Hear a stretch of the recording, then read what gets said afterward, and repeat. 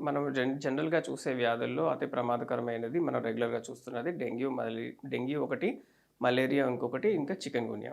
సాధారణంగా మలేరియా అనే mosquitoes throughout the year ఇంతకుముందు మనకి ప్రమాదాన్ని కాజ్ చేసేవి. వ్యాధిని సంక్రమించేలా చేసేవి. కానీ డెంగ్యూ ఇంకా చికెన్‌గున్యా సాధారణంగా మాన్సూన్ సీజన్ అనగా వర్షాకాలంలో మట్టుకే మనం చూస్తుండేవాళ్ళం. ముఖ్యంగా జూలై నుంచి అక్టోబర్ వరకు మనం చూస్తుండేవారం. కానీ ఇప్పుడు వాతావరణంలో జరిగే మార్పుల వలన కానీ, ముందు ముందు జరిగే మార్పుల వల్ల ఇవి సంవత్సరం అంతా మనం చూడడం జరుగుతుంది. సో, ఈ పర్టిక్యులర్ టైంలోనే ఈ వ్యాధులుంటాయి అని చెప్పడానికి లేదు. సో, మనం జ ఇయర్ లాంగ్ మనం తీసుకోవాల్సిన జాగ్రత్తలు పాటిస్తూ క్లోజ్‌గా మానిటర్ చేసుకోవాల్సిన అవసరం ఎంతో ఉంది. ఈ 3 డెంగ్యూ, మలేరియా మీరన్న చికెన్ ఈ మూడిట్లో ఏది ప్రమాదకరం అత్యంతంగా?